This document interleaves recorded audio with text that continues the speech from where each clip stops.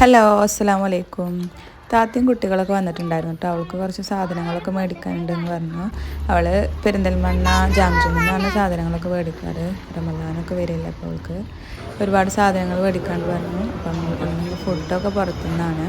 ഫുഡൊക്കെ കഴിച്ച് അങ്ങനെ ജാംജുമിലാണ് സാധനങ്ങളൊക്കെ മേടിക്കാൻ പോയത്.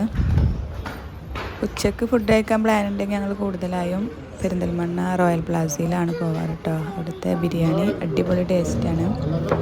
വൈകുന്നേരമൊക്കെ ആണെങ്കിലാണ് ഞങ്ങൾ ഹോട്ടൽ മാറ്റി പിടിക്കാറ്. അങ്ങനെ ബിരിയാണിയൊക്കെ കഴിച്ച് ജാംജുമിലാണ് സാധനങ്ങളൊക്കെ മേടിക്കാൻ വേണ്ടി പോയത്.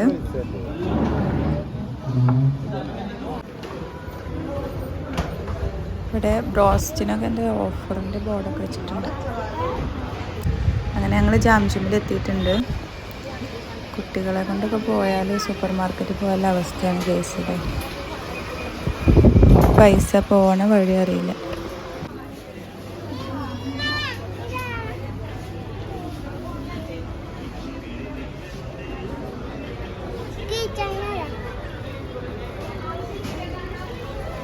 അങ്ങോട്ടല്ല, അങ്ങോട്ടാണ്, അങ്ങോട്ട്.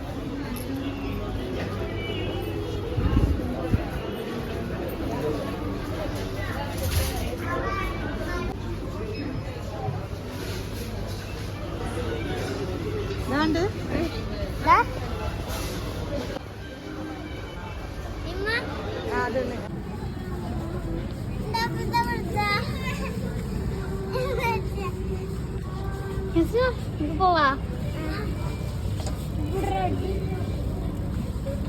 ഇങ്ങോട്ടോക്ക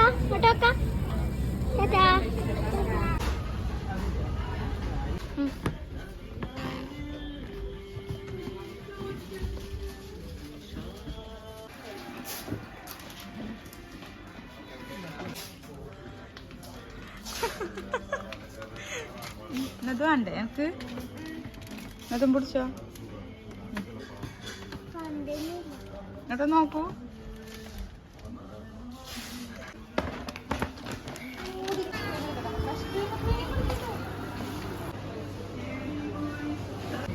വയകന് അതല്ലടി, ഇത് അവക്കാടോ നല്ലതോ. ആ മാങ്കോ ഒക്കെ ഉണ്ടല്ലോ.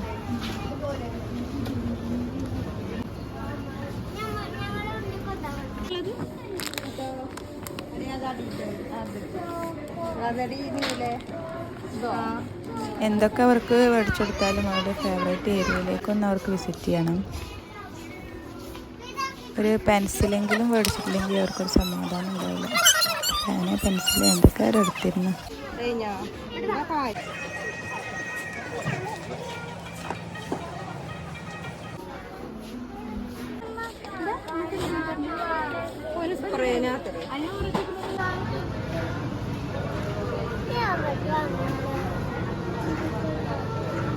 ഫേവറേറ്റ് ഐറ്റത്തിൻ്റെ അടുത്ത് അവിടെ എത്തിയിട്ടുണ്ട് കേട്ടോ.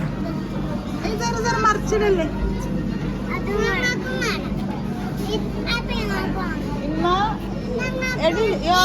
അമ്മച്ചിനോട് ചോദിച്ചോക്കാട്ടെ. അമ്മാണോ വേണോ? കൊടുക്കാന്തറിയോ? ഇനി വേണമെങ്കിൽ മൂന്നെണ്ണം എടുത്തിട്ട്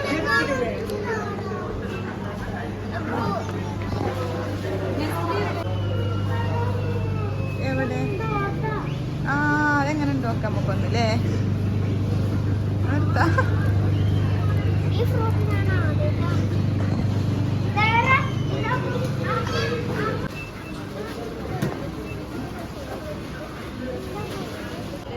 അങ്ങനെ പർച്ചേസും കാര്യങ്ങളൊക്കെ കഴിഞ്ഞിട്ടുണ്ട്. ഇനി താത്താനെ അവളുടെ നാട്ടിലേക്ക് എത്തിക്കണം. പോകുന്ന വഴിയിൽ കരിമ്പ് ജ്യൂസും കുടിച്ചിട്ടുണ്ടായിരുന്നു.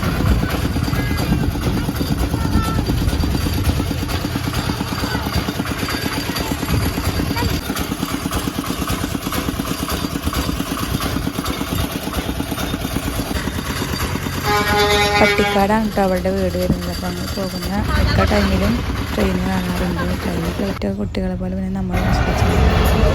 അപ്പോൾ ഇത്രയുള്ള ഗെയ്സ് നെക്സ്റ്റ് വീഡിയോയിൽ കാണാം. അസ്സലാമു അലൈക്കും.